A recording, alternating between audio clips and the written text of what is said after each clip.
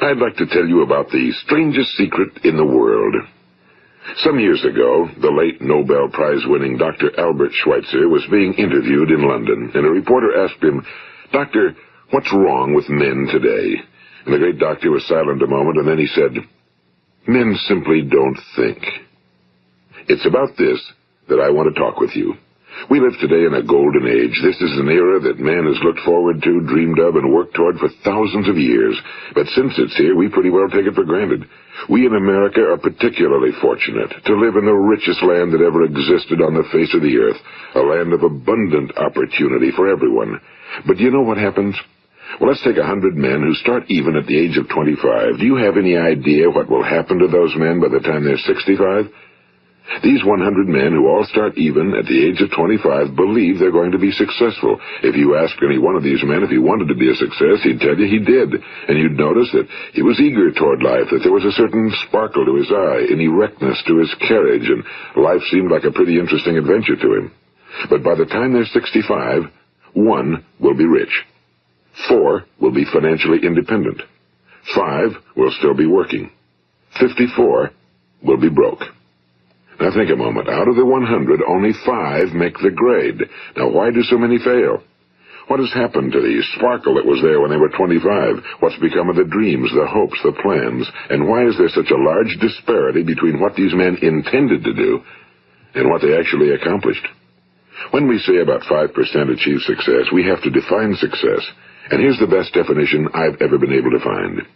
Success is the progressive realization of a worthy ideal. If a man is working toward a predetermined goal and knows where he's going, that man is a success. If he's not doing that, he's a failure.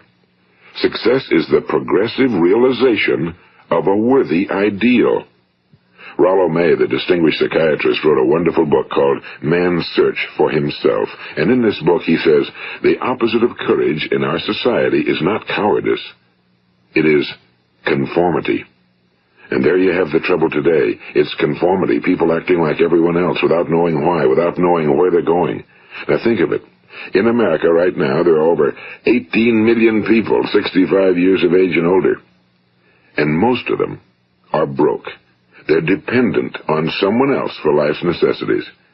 Now, we learn to read by the time we're 7. We learn to make a living by the time we're 25. Usually by that time, we're not only making a living, we're supporting a family. And yet by the time we're 65, we haven't learned how to become financially independent in the richest land that has ever been known. Why? We conform. And the trouble is that we're acting like the wrong percentage group, the 95 who don't succeed. Now, why do these people conform? Well, they really don't know. These people believe that their lives are shaped by circumstances, by things that happen to them, by exterior forces. They're outer-directed people. A survey was made one time that covered a lot of men, working men, and these men were asked, "Why do you work? Why do you get up in the morning?" 19 out of 20 had no idea.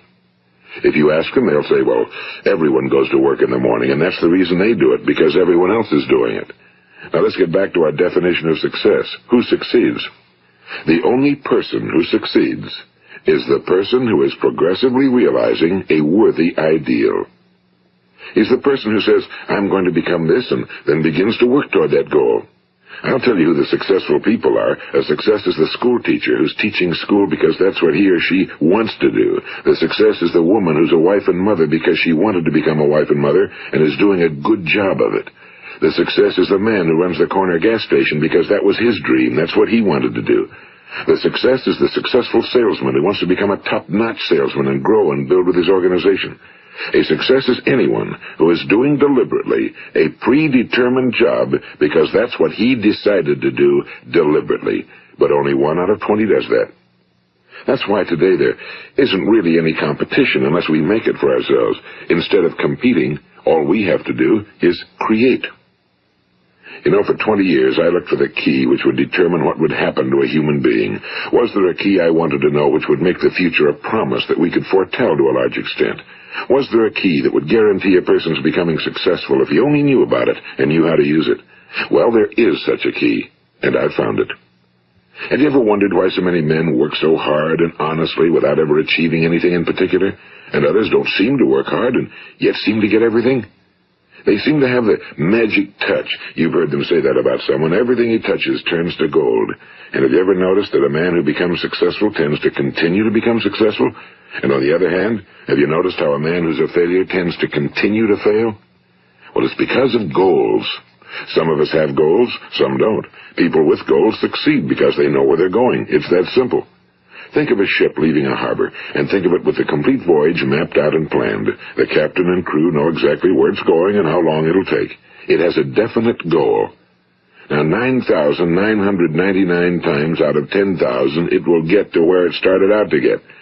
Now let's take another ship, just like the first, only let's not put a crew on it or a captain at the helm.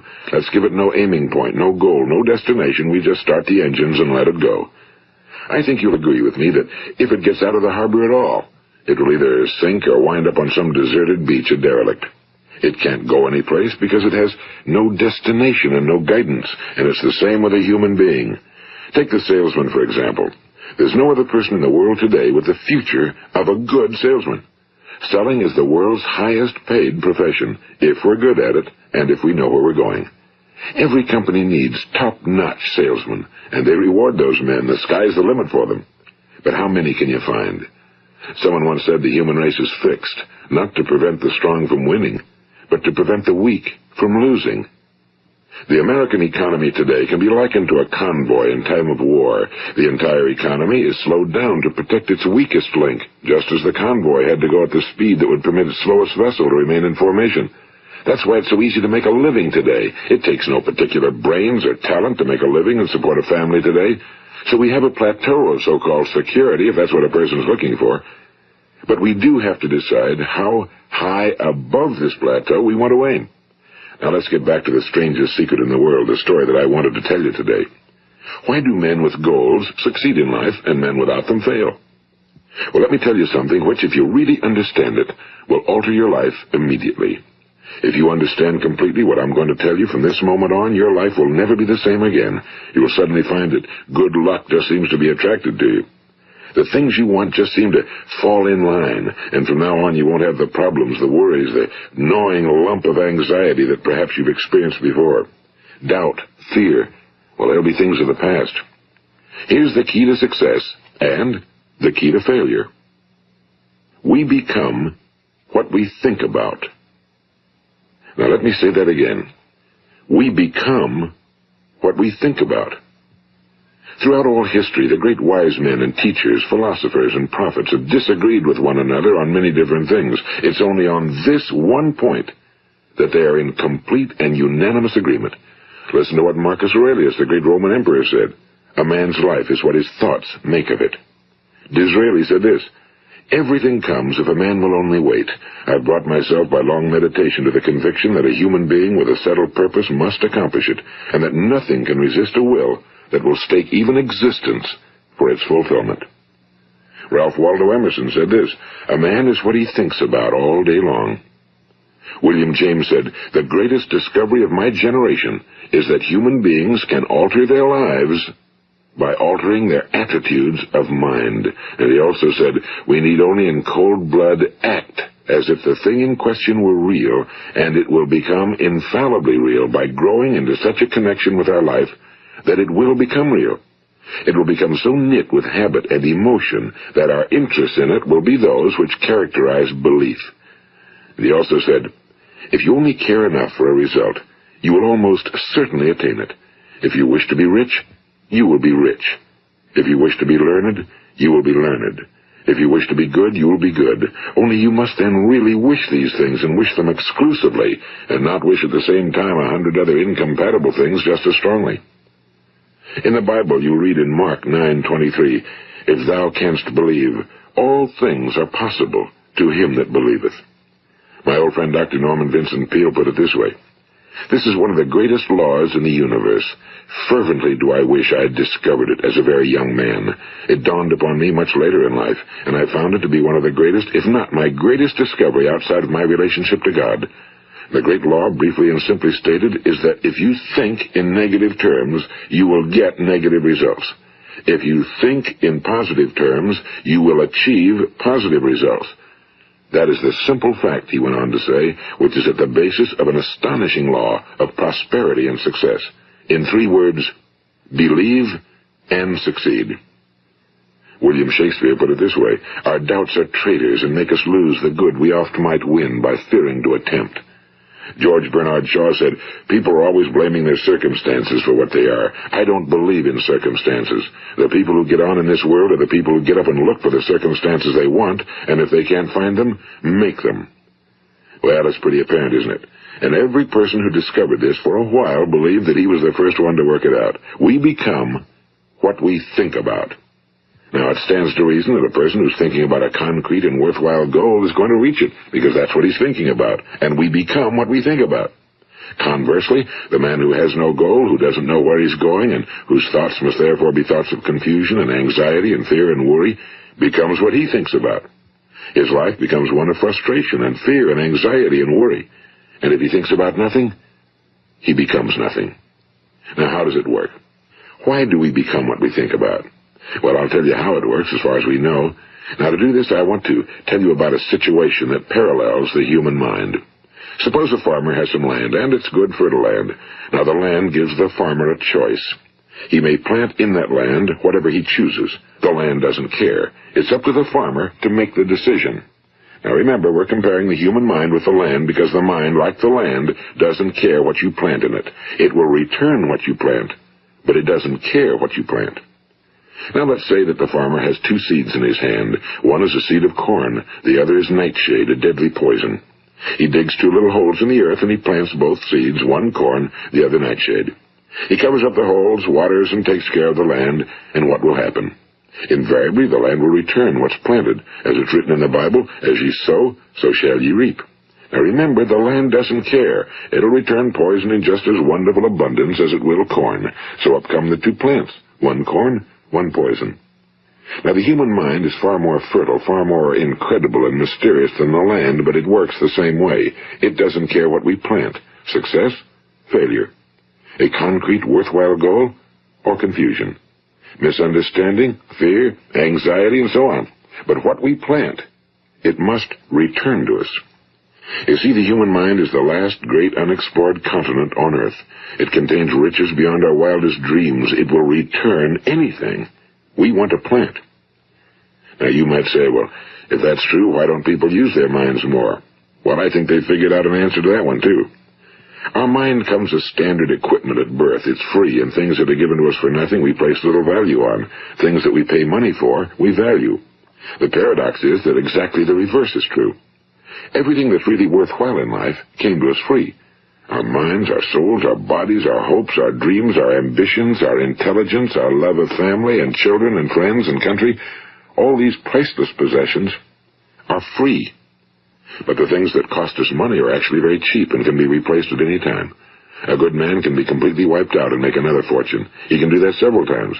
Even if our home burns down, we can rebuild it.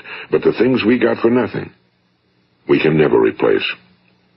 The human mind isn't used because we take it for granted. Familiarity breeds contempt. It can do any kind of job we assign to it, but generally speaking, we use it for little jobs instead of big, important ones.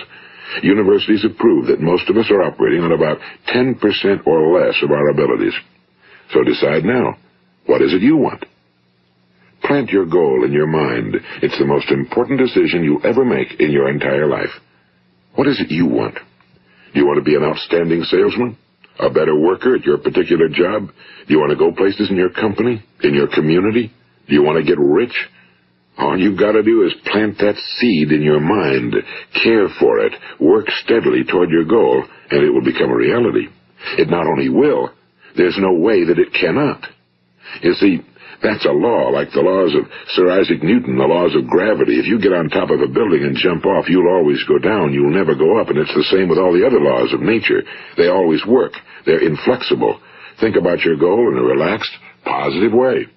Picture yourself in your mind's eye as having already achieved this goal. See yourself doing the things you will be doing when you've reached your goal. Ours has been called the phenobarbital age, the age of ulcers and nervous breakdowns and tranquilizers, at a time when medical research has raised us to a new plateau of good health and longevity. Far too many of us worry ourselves into an early grave trying to cope with things in our own little personal ways without learning a few great laws that will take care of everything for us. These things we bring on ourselves through our habitual way of thinking. Every one of us is the sum total of his own thoughts. He is where he is because that's exactly where he really wants to be, whether he'll admit that or not. Each of us must live off the fruit of his thoughts in the future, because what you think today and tomorrow, next month and next year, will mold your life and determine your future. You're guided by your mind. I remember one time I was driving through eastern Arizona, and I saw one of those giant earth-moving machines roaring along the road at about 35 miles an hour with what looked like 30 tons of dirt in it. A tremendous, incredible machine, and there was a little man perched way up on top with the wheel in his hands guiding it. And as I drove along, I was struck by the similarity of that machine to the human mind. Just suppose you're sitting at the controls of such a vast source of energy. Are you going to sit back and fold your arms and let it run itself into a ditch? Or are you going to keep both hands firmly on the wheel and control and direct this power to a specific, worthwhile purpose? It's up to you. You're in the driver's seat. You see, the very law that gives us success is a two-edged sword. We must control our thinking. The same rule that can lead a man to a life of success, wealth, happiness, and all the things he ever dreamed of for himself and his family. That very same law can lead him into the gutter. It's all in how he uses it, for good or for bad. This is the strangest secret in the world. Now, why do I say it's strange, and why do I call it a secret? Actually, it isn't a secret at all. It was first promulgated by some of the earliest wise men, and it appears again and again throughout the Bible, but very few people have learned it, understand it. That's why it's strange, and why for some equally strange reason it virtually remains a secret. I believe that you could go out and walk down the main street of your town and ask one man after another what the secret of success is, and you probably wouldn't run into one man in a month who could tell you. Now, this information is enormously valuable to us if we really understand it and apply it. It's valuable to us not only for our own lives, but the lives of those around us, our families, employees, associates, and friends. Life should be an exciting adventure. It should never be a bore.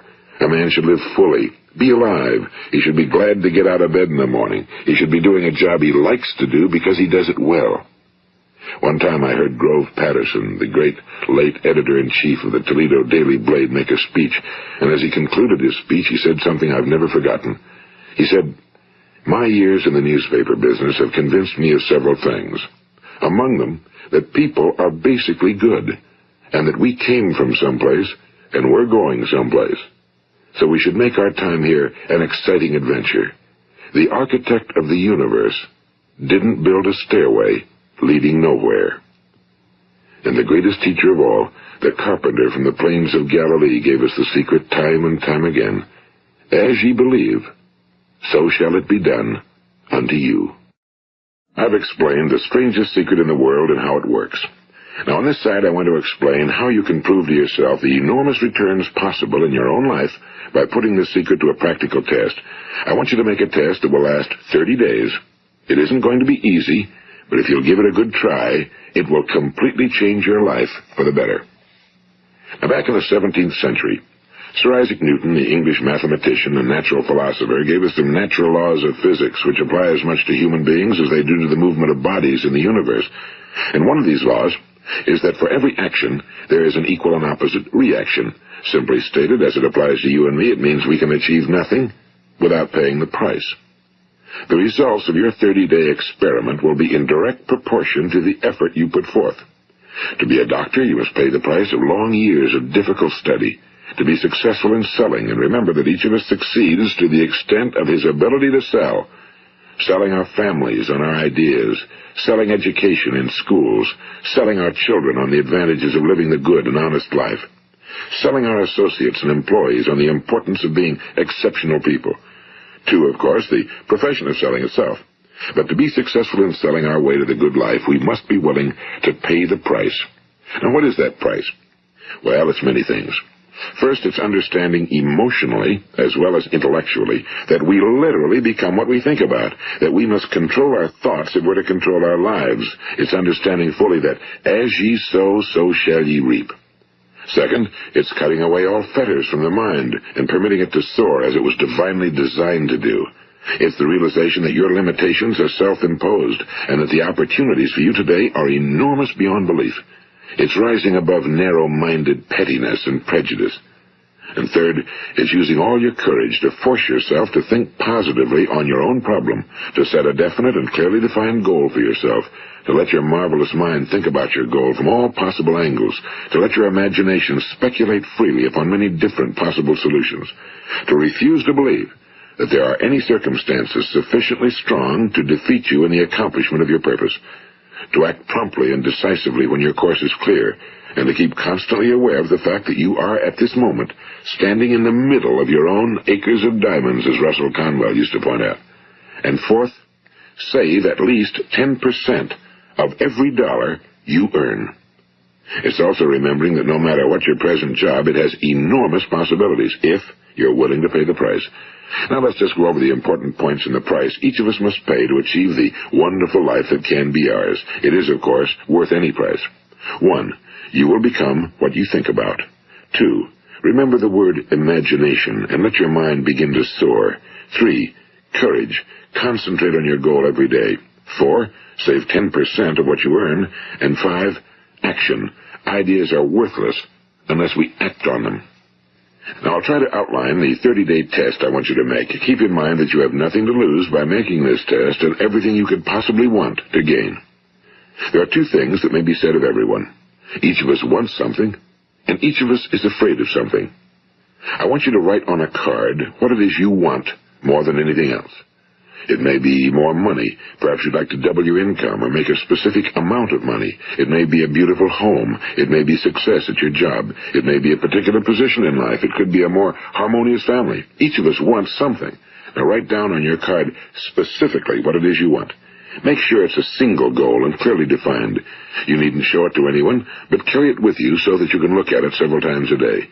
Think about it in a cheerful, relaxed, positive way each morning when you get up, and immediately you have something to work for, something to get out of bed for, something to live for.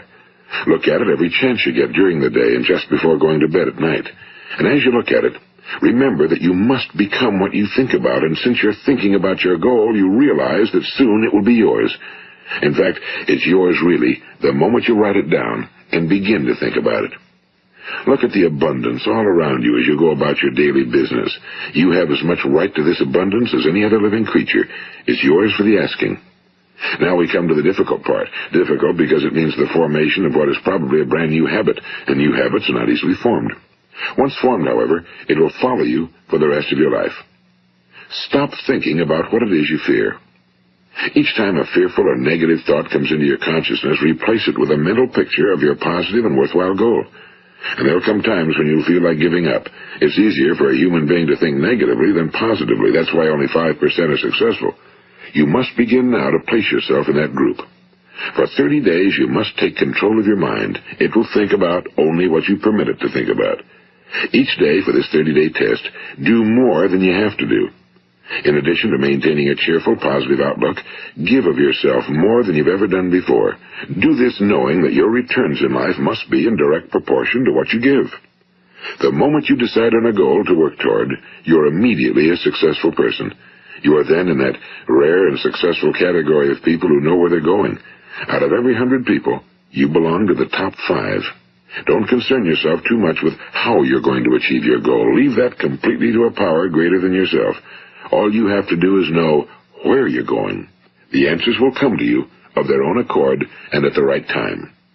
Remember these words from the Sermon on the Mount, and remember them well. Keep them constantly before you this month of your test. Ask, and it shall be given you. Seek, and ye shall find. Knock, and it shall be opened unto you. For every one that asketh receiveth, and he that seeketh findeth, and to him that knocketh it shall be opened. It's as marvelous and as simple as that. In fact, it's so simple that in our seemingly complicated world, it's difficult for an adult to understand that all he needs is a purpose and faith. For 30 days, Do your very best.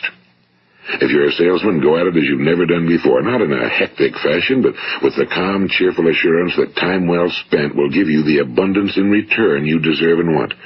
If you're a homemaker, devote your 30-day test to completely giving of yourself without thinking about receiving anything in return, and you'll be amazed at the difference it makes in your life. No matter what your job, do it as you've never done it before for 30 days. And if you've kept your goal before you every day, you'll wonder and marvel at this new life you've found. Dorothea Brand, the outstanding editor and writer, discovered it for herself and tells about it in her fine book, Wake Up and Live. Her entire philosophy is reduced to the words, act as though it were impossible to fail. She made her own test with sincerity and faith, and her entire life was changed to one of overwhelming success. Now, you make your test for 30 full days. Don't start your test until you've made up your mind to stick with it. You see, by being persistent, you're demonstrating faith. Persistence is simply another word for faith. If you didn't have faith, you'd never persist. If you should fail during your first 30 days, by that I mean suddenly find yourself overwhelmed by negative thoughts, you've got to start over again from that point and go 30 more days. Gradually, your new habit will form until you find yourself one of that wonderful minority to whom virtually nothing is impossible. And don't forget the card. It's vitally important as you begin this new way of living. On one side of the card, write your goal, whatever it may be. On the other side, write the words we've quoted from the Sermon on the Mount. Ask, and it shall be given you. Seek, and ye shall find. Knock, and it shall be opened unto you. Nothing great was ever accomplished without inspiration. See that during these crucial first 30 days, your own inspiration is kept at a peak. And above all, don't worry. Worry brings fear, and fear is crippling. The only thing that can cause you to worry during your test is trying to do it all yourself. Know that all you have to do is hold your goal before you. Everything else will take care of itself. Remember also to keep calm and cheerful. Don't let petty things annoy you and get you off course. Now, since making this test is difficult, some will say, why should I bother? Well, look at the alternative. No one wants to be a failure. No one really wants to be a mediocre individual. No one wants a life constantly filled with worry and fear and frustration. Therefore, remember that you must reap that which you sow. If you sow negative thoughts, your life will be filled with negative things. If you sow positive thoughts, your life will be cheerful, successful, and positive. Now, gradually, you will have a tendency to forget what you've heard on this recording. Play it often. Keep reminding yourself of what you must do to form this new habit. Gather your whole family around at regular intervals and listen to what's been said here. You know, most men will tell you that they want to make money without understanding the law. The only people who make money work in a mint. The rest of us must earn money. This is what causes those who keep looking for something for nothing or a free ride to fail in life. The only way to earn money is by providing people with services or products which are needed and useful. We exchange our time and our product or service for the other man's money. Therefore, the law is that our financial return will be in direct proportion to our service. Now, success is not the result of making money. Making money is the result of success, and success is in direct proportion to our service. Most people have this law backwards. They believe that you're successful if you earn a lot of money. The truth is that you can only earn money after you're successful. It's like the story of the man who sat in front of the stove and said to it, "Give me heat, and then I'll add the wood." How many men and women do you know, or do you suppose there are today, who take the same attitude toward life? There are millions. We've got to put the fuel in before we can expect heat. Likewise, we've got to be of service first before we can expect money. Don't concern yourself with the money. Be of service, build, work, dream, create. Do this, and you'll find there's no limit to the prosperity and abundance that will come to you. Prosperity, you know, is founded upon a law of mutual exchange. Any person who contributes to prosperity must prosper in turn himself. Sometimes the return will not come from those you serve, but it must come to you from someplace, because that's the law. For every action, there is an equal and opposite reaction. As you go daily through your 30-day test period, remember that your success will always be measured by the quality and quantity of service you render, and money is a yardstick for measuring this service. No man can get rich himself unless he enriches others. Now, there are no exceptions to a law. You can drive down any street in America and from your car estimate the service that's being rendered by the people living on that street. Had you ever thought of this yardstick before? It's interesting. Some, like ministers and priests and other devoted people, measure their returns in the realm of the spiritual, but again, their returns are equal to their service. Once this law is fully understood, any thinking person can tell his own fortune. If he wants more, he must be of more service to those from whom he receives his return. If he wants less, he has only to reduce his service. This is the price you must pay for what you want. If you believe you can enrich yourself by deluding others, you can end only by deluding yourself. It may take some time, but just as surely as you breathe, you'll get back what you put out. Don't ever make the mistake of thinking you can avert this. It's impossible. The prisons and the streets where the lonely walk are filled with people who tried to make new laws just for themselves. We may avoid the laws of man for a while, but there are greater laws that cannot be broken. An outstanding medical doctor recently pointed out 6 steps that will help you realize success. 1. Set yourself a definite goal. 2. Quit running yourself down. 3. Stop thinking of all the reasons why you cannot be successful and instead think of all the reasons why you can. 4. Trace your attitudes back through your childhood and try to discover where you first got the idea you couldn't be successful, if that's the way you've been thinking. 5. Change the image you have of yourself by writing out a description of the person you would like to be. And 6. Act the part of the successful person you have decided to become. The doctor who wrote those words is a noted West Coast psychiatrist, Dr. David Harold Fink. Do what the experts since the dawn of recorded history have told you must do. Pay the price by becoming the person you want to become. It's not nearly as difficult as living unsuccessfully. Make your 30-day test, then repeat it again, and each time it will become more a part of you until you'll wonder how you could ever have lived any other way. Live this new way, and the floodgates of abundance will open and pour over you more riches than you may have dreamed existed. Money? Yes, lots of it. But what's more important, you'll have peace. You'll be in that wonderful minority who lead calm, cheerful, successful lives. Start today. You have nothing to lose, but you have a whole life to win. This is Earl Nightingale, and thank you.